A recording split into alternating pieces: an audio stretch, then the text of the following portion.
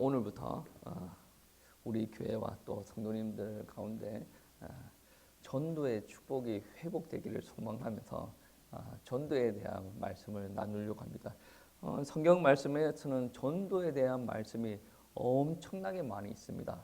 그래서 이 전도에 대한 말씀을 오랫동안 증가할 수도 있을 것 같은데 특별히 오늘 본문 말씀은 사도행전 11장 말씀이죠.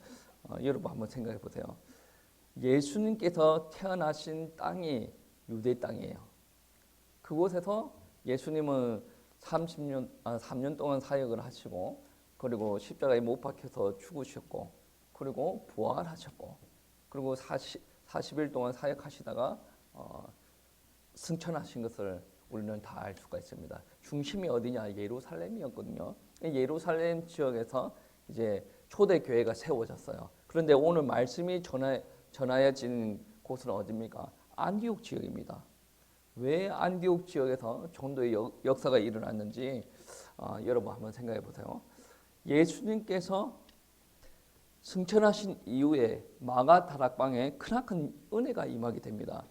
성령이 임하시고 참으로 의뢰스러운 일들이 많이 일어났습니다. 베드로가 설명을 하면 예수가 그리스도 되심을 이야기를 하면 3,000명이나 되는 사람들이 회심하고 돌아오는 역사가 일어났죠. 그러한 역사가 크게 일어나다 보니까 어떤 일들이 일어났냐면 유대인이 그 땅에 한 10만 명 정도 되어진다고 하는데 1만 명이나 되는 사람이, 그러니까 10분의 1이나 되는 사람들이 다 예수님을 믿게 된 거예요. 이거는 정말 기적입니다. 왜 그러냐면 10분의 1이 예수를 믿는다라고 한다면 어떻게 말하면 우리가 있는 지역보다 복음화율이 엄청나게 큰 거예요. 우리가 있는 지역은 선교지. 그쪽에 있는 지역이 오히려 더 복음화율이 강했다는 거예요. 그리고 더 은혜가 되어지는 게 뭐냐면 모두 다 그쪽 지역에 있는 유대인들 대부분 다 예수님을 잡아 죽이기를 이제 뜻을 모았던 사람 아니겠습니까? 뜻을 모으고 나서 나중에 자기네들이 죽였던 그분이 그리스도다라는 사실을 깨닫고 나서 회심하고 돌아오는 거예요. 자기가 저질렀던 사건들을 잘못했다라고 인정하고 돌아왔다라는 말씀이죠. 여러분, 예수님께서 분명히 예루살렘 땅에서 큰 역사를 일으켰었습니다. 그리고 예수님으로 말미암아 마가 다락방에서 복음이 증거가 되었고, 그 교회로 말미암아 정말 기적 같은 역사가 일어났죠. 그런데 우리 하나님께서는 그 정도 기적으로 만족하시는 분이 아니시다라는 거죠. 예수님께서 어떻게 이야기하셨습니까? 사마리아와 땅 끝까지 이르러 내 증인이 되리라라고 했어요. 근데 예루살렘에 모여 있었던 사람들은 어찌하였습니까? 자기네들이 하는 그 사역들에게 최선을 다했죠. 근데 하나님께서 계획하신 바까지는 도달하지 못하였어요. 그래서 자기네들이 먼저 솔선수범하여서 땅 끝까지 증거가 안 되어지니 하나님께서 이제 예루살렘 교회에게 핍박을 주는 일들이 벌어지죠. 그러한 사실들이 우리가 사도행전 1장 11장 19절 말씀으로 짐작을 할 수가 있습니다. 어떤 말이 있냐면 그때 스데반의 일로 일어난 환란으로 말미암아 흩어진 자들이 베니게와 구브로와 안디옥까지 이르러 유대인에게만 말씀을 전하였는데 라고 하죠. 19절 말씀에 유대인에게만 말씀을 전하였는데, 그리고 20절 말씀에 헬라인에게도 말씀을 전하여지는 일들이 벌어졌다라고 이야기를 합니다. 그러니까 간단하게 이야기하면 예루살렘 교회의 핍박이 너무 강했어요. 그런 핍박 중에 하나가 스데반이 순교당하는 일이 일어났단 말이에요. 복음 전한다고 돌멩이에 맞아서 죽는 일들이 벌어졌습니다. 그 사건으로 말미암아 예루살렘에 있던 예수 믿는 사람들이 뿔뿔이 흩어지는 일들이 벌어졌습니다. 그 뿔뿔이 흩어졌던 사람 중에 일부가 예루살렘에서 북쪽으로 480km나 되는 수리아 안디옥까지 이동을 하는 거예요. 그러니까 서울에서 부산까지가 400km예요. 그것보다 더 먼 거리를 이동하여서 예루살렘에서 수리아 안디옥까지 왔다라는 말씀입니다. 다르게 이야기하면 예루살렘에 모여있던 복음이 핍박으로 말미암아 퍼뜨려졌어요. 동서남북 사방으로 다 퍼뜨려졌는데 북쪽으로 480km 안디옥까지 복음이 전달이 되어졌고, 그 복음으로 말미암아 안디옥 교회가 세워졌고, 그 복음으로 말미암아 그 안디옥 교회에서 이제 복음이 전파가 되어지고 현장도 살리고 교회도 부흥하는 일들이 일어났다라는 거죠. 그 안디옥 교회의 지도자가 누구냐? 바나바라는 사람. 오늘 말씀에서는 착한 사람이었고 믿음과 성령이 충만한 사람이다라고 표현하고 있고, 뭐 바나바를 이야기할 때 위로의 사람, 격려의 사람이라고 이야기하죠. 그 사람이 동력할 사람을 찾는데 누구를 찾습니까? 다른 사람들을 끌이는 바울에게 가서 이제 동력하자라고 이야기를 하죠. 오늘 말씀해 보시면 11장 25절 26절 보시면 바나바가 사울을 찾으러 다소에 가서 만남에 안디옥에 데리고 와서 둘이 교회에 1년간 모여 있어 큰 무리를 가르쳤고, 제자들이 안디옥에서 비로소 그리스도인이라 일컬음을 받게 되었더라라고 합니다. 비로소 안디옥에서 그리스도인이라 일컬음을 받게 되었다. 그 전에는 어떻게 이름을 불렸습니까? 형제, 자매, 성도, 뭐 지체, 뭐 이런 식으로 뭐 불리다가 안디옥에 와서 비로소 그리스도인이라라고 이제 이야기가 되어지는 거죠. 아마 이런 문맥상 우리가 이 성경을 읽다 보면 안디옥 교인들이 자기네들 보고 나는 그리스도인이라고 말한 것 같지는 않습니다. 교회 밖에 있는 하나님을 안 믿는 불신 세계에서 그들을 바라볼 때, 저들은 예수를 믿는 사람, 그리스도를 따르는 사람, 그리스도인다라고 이야기를 하게 되었다라는 것을 우리가 알 수 있는데, 그리스도인이라는 것은 무엇이냐면 그리스도에 속한 자라라는 정체성을 가지고 살아가는 사람입니다. 여러분, 오늘날 세상 살아가는 사람들 중에 막 욕하는 사람들 있죠. 장로가 세상에 나가서 이렇게 하더라, 목사가 그렇게 하더라, 권사가 그렇게 하더라, 이런 소리를 많이 듣지 않습니까? 그런 소리 듣는 게 왜 듣습니까? 누가 보더라도 그 사람들은 복음은 몰라요. 복음은 모르는데 누가 보더라도 장로는 이 정도 되어야 되지, 그런 기준은 있단 말이에요. 제가 볼 때는 그 기준은 틀린 기준이 아닙니다. 그리스도 안에 있는 사람들은 그 정도 살아내야 되는 사명이 있어요. 그렇게 살아내야 된단 말이에요. 그러니까 오늘 말씀해 보시면 바울과 바나바가 안디옥 교회에서 1년 동안 양육을 했는데 그 사람들이 변화가 되어져서 현장에서 그리스도인이라고 불려지는 일들이 벌어졌다라는 거죠. 여러분, 1년 동안 양육했는데 그러한 일들이 벌어졌다는 거예요. 여러분 한번 생각해 보세요. 여러분 주변에 몇십 년 동안 신앙생활을 하는 사람들이 있죠. 그럼에도 불구하고 그 사람들은 그 사람들 중에서는 타성에 젖어서 형식적으로 예배 드리고, 그리고 형식적으로 직장 가서 형식적으로 가정에서 생활하다가 또 시간 되어져서 이제 교회 와서 예배 드리는 이 사람들이 못났다라는 것은 아니에요. 교회 안 나오는 사람보다 훨씬 낫죠. 그런데 그 사람들이 현장에서 그리스도의 냄새를 풍기고 자기가 그리스도인이라는 정체성을 못 드러내는데, 성경적으로 이야기하면 그 사람들은 그리스도인이라고 불려지는 게 맞냐라는 거죠.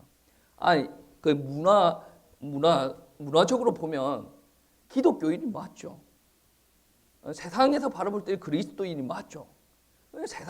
세상적인 기준에서 그렇다라는 거지. 정말로 성경적으로 그것을 빗대어서 이야기를 하다 보면 오늘날 많은 교회에 다니는 이제 교인들이 그리스도인이 맞냐는 거죠.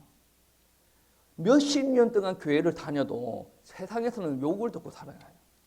욕 듣는 이유가 이제 정확해야 돼요. 우리가 하나님의 말씀 따라가고 주의 영광을 위해서 우리가 핍박한다. 그거는 당연한 거고. 그런데 세상 사람과 구분이 없어요. 빛과 소금의 역할을 해 나가야 되는데 빛의 사명을 감당을 못해요. 소금의 사명을 감당을 못해요. 세상에 나가면 세상 사람과 교회 다니는 교인과 똑같다는 거죠. 그러니까 욕을 먹는 거예요. 이런 욕을 먹고 다닌다라는 것은 그리스도인이 아니다라고 이야기를 할 수가 있는 말이죠. 여러분, 1년 동안 무슨 일이 있었겠습니까? 바울과 바나바가 어떤 일을 했겠습니까? 오늘 말로 표현을 하면 제자 양육을 했다라는 표현이 되어지겠죠. 어떻게 예수를 믿는 사람이니까 예수님을 따라가는, 그러니까 예수님처럼 말하고 예수님처럼 섬기고 예수님처럼 행동하는 것을 배웠다, 연습을 했다, 의지적으로 해 나갔다라는 것이 되어집니다. 여러분, 예수님처럼 말하는 게 어디 쉽게 되어집니까? 안 되죠. 예수님처럼 섬기는 게 그게 쉽게 되어집니까? 예수님처럼 살아내는 게 쉽게 되어집니까? 이거는 의지적인 요소가 필요합니다. 그냥 교회에 와서 예배드리고 그래 집에 갑니다. 가만히 있어요. 누가 그 사람을 보고 교회 다니는 사람이네 라고 할 수는 있는데 그리스도인이라고까지는 이야기를 안 할 거란 말입니다. 여러분, 1년 동안 그런 훈련이 있었다는 거죠. 그 훈련으로 말미암아 안디옥 교회에 있는 사람들이 변화가 되어졌다. 삶의 현장까지 변화가 일어났다. 교회만 왔다 갔다 하는 사람들이 아니라 현장에서 그리스도의 진한 향기를 풍기는 그리스도인으로 살아갔다라는 말이 되어집니다. 여러분은 그리스도인으로서 살아가고 있습니까? 나 교회 가는데 나 그리스도인인데, 그런 거 말고 성경에서 이야기하는 그리스도인 살아가고 있냐 말이죠. 오늘 성경에서는 정말 1년 동안 그리스도처럼 말하고 행동하고 섬기는, 그렇게 훈련받아가지고 정체성에 확립이 된 그 사람들 보고 그리스도인이라고 표현을 했습니다. 그리고 더 나아가서 어떤 일?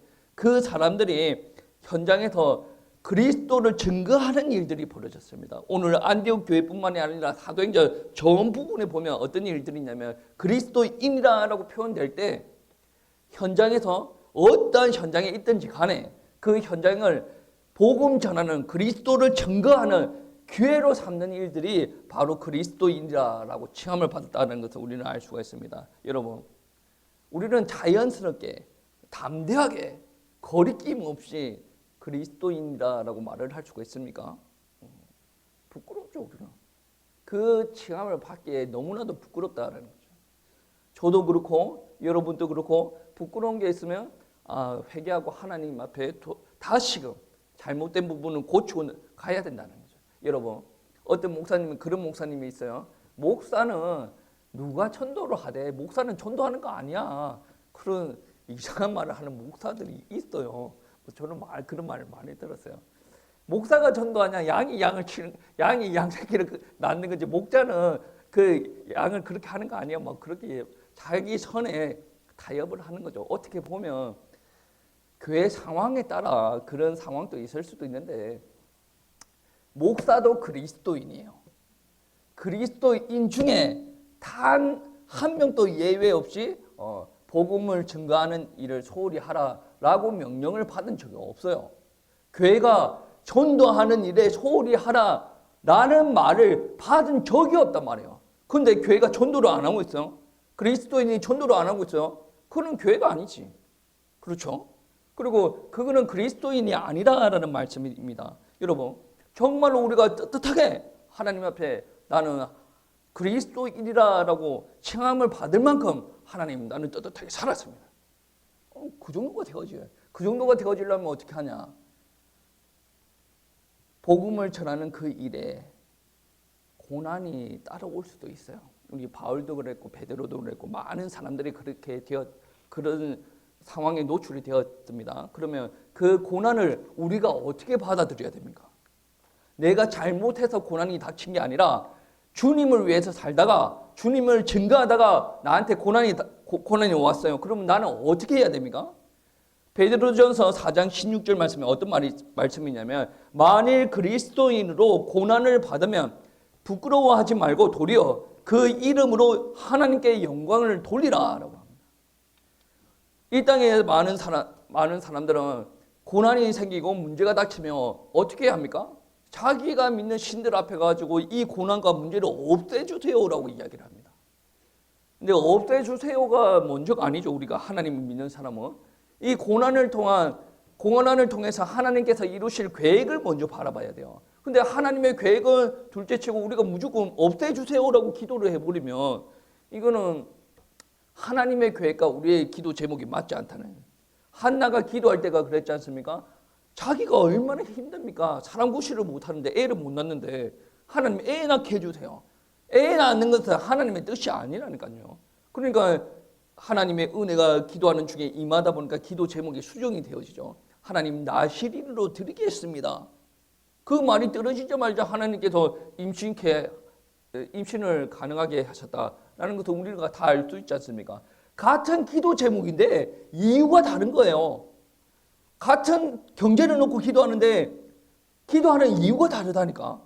같은 가정의 화목과 육신의 건강을 놓고 기도하는데 이유가 다른 게 되어진단 말이에요. 하나님의 이유와 목적. 우리 집에 왜 이러한 질병을 주셨습니까? 없이 해주세요. 회복시켜 주세요. 근데 이유가 발견이 돼야죠. 왜 하나님을 잘 믿는 우리 집안에 이렇게 질병이 왔습니까? 그러면 하나님의 뜻이 있을 거 아니겠습니까? 분명히 하나님의 뜻이 있어요. 마귀가 줬던, 하나님을 줬던, 분명히 하나님의 주권 안에 이루어졌기 때문에 하나님의 뜻이 있단 말이에요.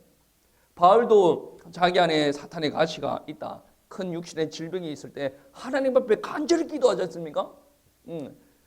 이거를 고쳐주세요라고 기도를 하는데 자기는 이게 고쳐지는 게 하나님의 뜻이고 나의 기도 제목이라고 생각을 했어요. 근데 기도하다 보니 깊게 기도하다 보니 하나님의 뜻이 무엇인지 알게 되어진 거예요. 하나님께서 뭐라고 합니까? 네 은혜가 내게 족하다라고 합니다. 그 사탄의 가시를 주신 이유가 뭡니까? 교만하지 않고 하나님의 영광을 더 드러내기 위해서 그러한 일들을 주시지 않았습니까? 여러분, 우리는 얻게 해주세요. 회복시켜 주세요. 그게 1번이 아니에요. 내 자녀한테 문제가 있어요? 그러면 하나님의 뜻이 무엇입니까? 우리는 이렇게 순종하고 나가는데 뜻이 무엇입니까? 먼저 기도하고 나가야 돼요. 나는 이것만 해도 만족합니다. 라는 것이 아니겠죠. 하나님께서는 우리를 통해서 더 크게 쓰시려고 하는 거예요. 그러니까 이러한 문제, 갈등, 고통을 통해서 내 지경을 확장을 시키려는 하나님의 계획이 있다는 거죠. 그러니까 이 고난을 통해서 부끄러워하지 말고 그 이름으로 하나님께 영광을 올려드리라라고 이야기를 합니다. 안디옥 교회도 마찬가지입니다. 고난이 닥쳐왔어요. 이것을 고난을 없애주세요가 아닙니다. 이 고난에 동참하기를 원했고 뿐만 아니라 이 바나바와 그 지도자들을 통해서 복음 전파에 동참하기를 원했다라는 거죠. 이게 그리스도인의 모습이에요. 우리는 어떤 면에서는 부끄러워해야 됩니다. 문제가 있습니다. 하나님 이 문제를 해결해 주세요. 그 기도가 잘못된 것은 아닌데 거기만 다 집중이 돼가지고 문제 해결만 받으려고 하는 그런 신앙의 모습들이 때에 따라서는 하나님의 크나크신 계획을 놓칠 수가 있다라는 말씀입니다. 여러분, 예루살렘 교회도 박해가 있었습니다. 예루살렘 교회가 박해가 있었는데 그 박해가 있게 하신 하나님의 계획이 무엇입니까? 예루살렘 교회가 예쁘게 건강하게 잘 세워지는데 하나님께서 박해하신 이유는 새로운 도시에서 복음의 사역들이 이루어지게끔 하실 하나님의 계획이 있었다라는 거죠. 그곳에서 그렇게 해서 이제 복음이 수리아 안디옥까지 전파가 되는데 그곳에서 이제 그리스도인이라 비로소 칭함을 받게 되는 일들이 벌어집니다. 여러분, 저와 여러분에게도 그런 큰 일들이 많이 있을 겁니다. 갈등이 있고 뭐 사람들의 조롱도 있고 어떨 때는 뭐 실족되는 부분들이 있지 않겠습니까? 전도라는 것은 저와 여러분이 생각하는 것보다 더 큰 응답들이 기다리고 있다라는 것이죠. 이거는 하나님의 방법이라는 거죠. 여러분 한번 생각해 보세요. 아브라함이 왜 축복을 받았습니까? 아브라함이 축복받을 이유가 있습니까? 제가 볼 때는 아브라함이 인격적으로 훌륭한 사람도 아닌데 뭐 축복을 받겠습니까? 아브라함이 축복을 받아야 예수 그리스도가 오시는 거 아니겠습니까? 그 라인이 있습니다. 여러분, 사울이 훌륭합니까? 다윗이 훌륭합니까? 세상적인 기준에서 보면 다윗은 그렇게 훌륭한 사람이 아니에요. 근데 예수 그리스도가 오는 그 언약의 대열 위에 딱 서 있으니까 하나님께서 축복하시는 거예요. 자기가 생각하지도 못한 일들을 하나님께서 이루어 나가신다라는 말씀입니다. 우리가 동쪽에서 만약에 하나님의 뜻에 헌신을 하고 있으면 우리의 역사는 동서남북 사방에서 역사가 일어날 수도 있다라는 것입니다. 여러분, 우리 가운데 고통이 찾아왔을 때 하나님께서 어떤 뜻을 이루실까? 우리는 한번 생각을 해봐야 됩니다. 예루살렘 교회의 고통이 찾아왔을 때 하나님께서는 북쪽으로 안디옥 땅에서 안디옥 교회를 이루실 것을 계획을 하고 있었어요. 어떻게 보면 이제 지정학적으로 보면 예루살렘보다 안디옥 교회가 소아시아 지역을 전도하기가 너무 좋지 않습니까? 로마까지 퍼지기에 너무 좋은 거예요. 뭐 하나님의 계획은 어떤지 우리는 알 수가 없어요. 근데 하나님께서는 예루살렘이 핍박 가운데 있을 때 안디옥 중심으로 세계 복음화를 일으키실 것을 하나님께서 계획하시고 있었다라는 거죠. 하나님은 새로운 시작을 계획하고 있다는 거죠. 우리가 올해부터 새로운 시작을 한번 해보고 싶다. 근거가 뭐예요? 근거가 있어야지. 으쌰으쌰 한번 해보고 싶다. 그 으쌰으쌰가 근거가 뭐냐는 말이지. 뭐 교회를 더 튼튼히 하고 교회를 뭐 더 부흥을 시켜보고 그 근거가 뭐냐는 거지. 사람의 생각이면 언제든지 무너질 수가 있어요. 우리 교회가 1,000명, 2,000명, 뭐 몇만 명이 되어지도 이 근거가 하나님이 아니면 얼마든지 무너질 수가 있단 말이야. 우리가 새롭게 시작하는 거, 예루살렘 교회가 새롭게 시작하고 안디옥 교회가 새롭게 시작하는 근거가 뭐예요? 전도예요.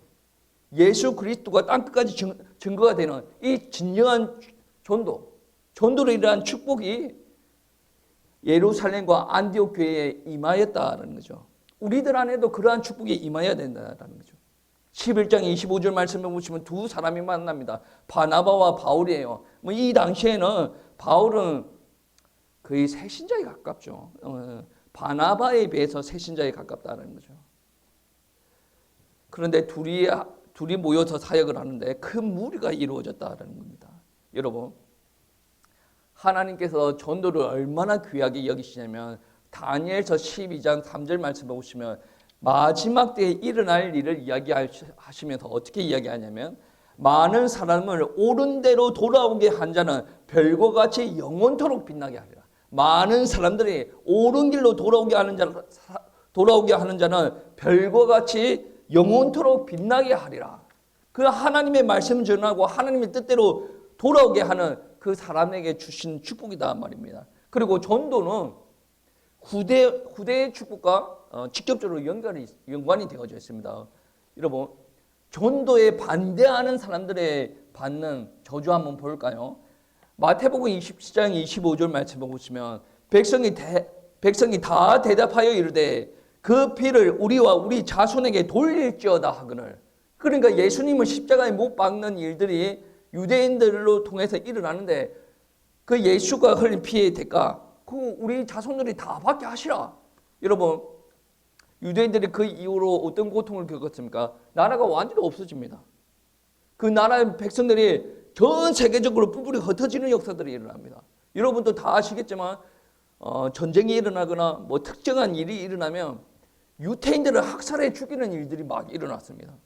자기 피를 자기 후손들에게 돌리라 그랬을 거예요.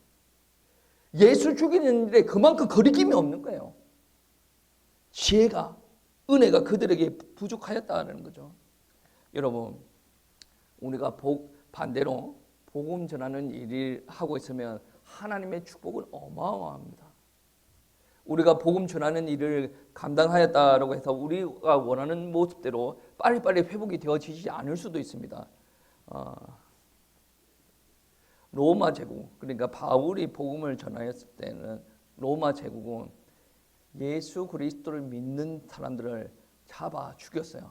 불에 태웠습니다. 들깨들과 사자들, 맹수들에게 그리스도인의 사지를 갈기갈기 찢어 죽이는 일들이 벌어졌다는 거죠. 바울이 복음 전하고 나서 10명의 황제가 이제 바뀌었어요. 그때도 여전히 변화가 일어나지 않는 게 무엇입니까? 기독교 핍박이에요. 기독교를 핍박하면서 기독교를 완전히 몰살하려고 했습니다. 그런데 바울이 복음 전한 지 250년이 흘러서 AD 313년 그 당시에 로마 황제였던 콘스탄티누스라는 사람이 기독교를 승인을 하고 국교로 인정을 해버리는 일들이 일어납니다. 물론 바울도 목이 날아가서 죽는 일들을 벌어졌어요.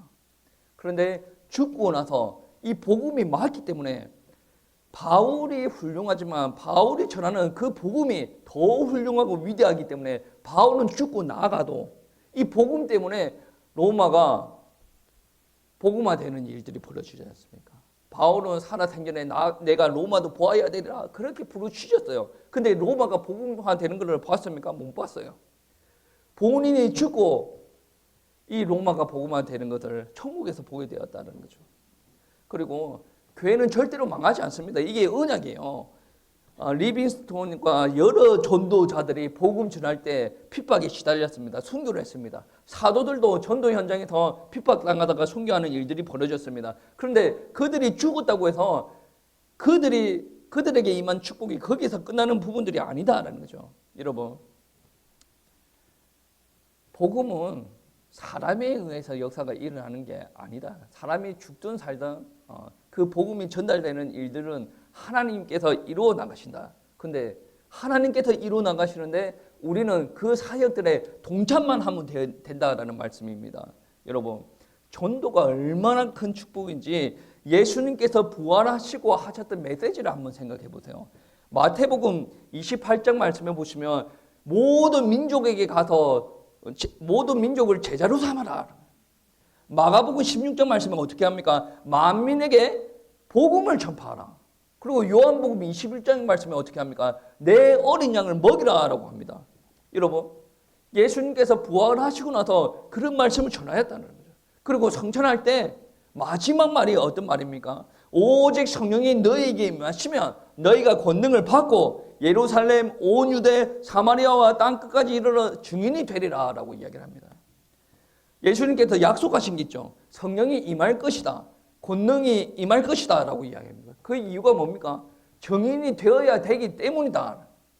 하나님께서는 역사를 하실 거예요. 성령을 통해서 역사를 하십니다. 근데 성령께서 역사를 하시는데 역사하시는 그 현장에 하나님의 아들과 딸들이 서 있어야 된다는 거예요. 우리가 뭐 설득을 잘해서 예수를 믿게 하는 그런 경우도 있겠지만 그런 것도 본질상 성령께서 역사를 하셔야 회개할 수가 있다. 하나님의 자녀가 되어질 수 있다. 우리가 세상 사람과 하나님을 믿는 사람들의 아주 근본적인 차이는 뭡니까? 그 안에 들어있는 영이 다르다는 거죠. 사람이 안 믿는 사람에게 성령을 부어줄 수가 없어요. 역사를 같이 동참을 할 수가 있게는 할 수가 있는데 그 사람에게 성령의 은혜로 말미암아 믿어지게 회개가 되어지게 하나님을 알게 믿게 천국 백성이 되어지게는 우리가 할 수 있는 영역들이 아닙니다. 하나님께서 하시는 거예요. 그래서 전도 현장 가서 사람을 끌고 오는 것은 사람이 할 수 있는 영역인데 끌고 왔는데 하나님께서 그들을 믿게 해 주셔야 된다는 거죠. 우리는 전도를 한다는 것은 그 사람을 끌고 와서 앉혀놓는 게 목적이 아니라 성령님께서 역사하실 수 있도록 우리는 그 현장에 서 있는다는 거죠. 하나님께서 말씀하라 그러면 말씀하는 거고 하나님께서 움직이라 그러면 움직이는 거고 오라 그러면 오는 거고 가라 그러면 가는 일들이 바로 우리가 해야 될 일들이다. 많이 불편할 거예요. 안디옥 교회 어땠습니까? 고난도 감수를 했다는 거죠. 우리가 무슨 고난을 감수합니까? 불편함을 감수하는 거죠. 나가라. 나가는데 참 불편하다. 전도 현장을 밟는데 참 불편하다. 안 하면 안 되냐. 언제부터 우리가 이거 했다고. 오라 가라. 불편해요. 그리스도인들은 고난까지도 감수하는 게 그리스도인인데 우리는 고난 감수가 아니라 그리스도를 증거하기 위해서 현장에 조금 서 있는 것을 감수하지 않는다. 그리스도인이라 말을 할 수가 있겠습니까? 그리스도인으로서 살아가지 못하는 사람들을 두고 이야기를 하는 거예요. 우리가 회복해야 될 기도 제목이란 말이에요. 하나님의 뜻이 있는 곳에 하나님의 역사가 있습니다. 하나님의 말씀 전하다가 감옥에 갇혀 있었던 예레미야에게 하나님의 말씀이 임하십니다. 너는 내게 크게 부르짖으라. 네가 알지 못하는 크고 비밀한 일을 내가 너에게 보이겠다. 여러분이 이때까지 신앙생활을 해왔을 때는 뭐 이 정도 기대하는 바가 있어요. 이걸 하면 뭐 기대가 되어지겠지. 하나님의 일은 그 정도가 아니란 말이에요. 시대들에 갇혀있던 예레미야에게 크고 비밀한 일을 네가 알지 못하는 그 일을 보이게 되겠다. 예루살렘에 갇혀 있을 때 고통스러워요. 근데 뿔뿔이 흩어지고 나서 그들이 상상도 못한 일들이 막 일어나는 거예요. 바울이 나중에 이제 로마도 보아야 되리라 하고 예루살렘으로 내려갈 때 모두 거의 대부분 사람들이 내려가지 말라 그랬어요. 잡힌다. 내려가지 마세요. 근데 바울은 어떻게 합니까? 내가 로마도 보아야 되리라. 그 방법을 누가 알겠습니까? 배를 타고 로마까지 가는 방법을 누가 그렇게 이야기를 하겠습니까? 사람이 아는 방법은 다른 기타 다른 사람들에게 설득력 있게 전달이 되어질 수가 있는데 그거는 우리가 기대하는 바고 크고 비밀한 일은 아니다는 거죠. 하나님은 여러분이 생각도 못한 방법으로 역사하실 수도 있다는 거죠. 그게 뭐냐? 하나님의 뜻 있는 곳에 우리가 서 있는 거고 예수 그리스도의 복음 증거되는 일에 우리가 동참하는 일이다라는 것이죠. 여러분, 우리가 그리스도인으로 살아가기를 소원하시기를 축복합니다. 우리가 그리스도인이 맞습니다. 증거도 하고 그에 따른 고난도 받아라가 아니라 감수를 하는 그런 생명력이 있고 밖에서 큰 압력이 있더라도 버텨내는 힘이 하나님께서 주시는 은혜로 말미암아 감수해 나가는 주의 백성들 되기를 축복합니다. 그리고 우리가 그러한 그리스도인이 되고 또 전도 현장에 섰을 때 우리가 기도할 제목들이 있어요. 어떤 제목입니까?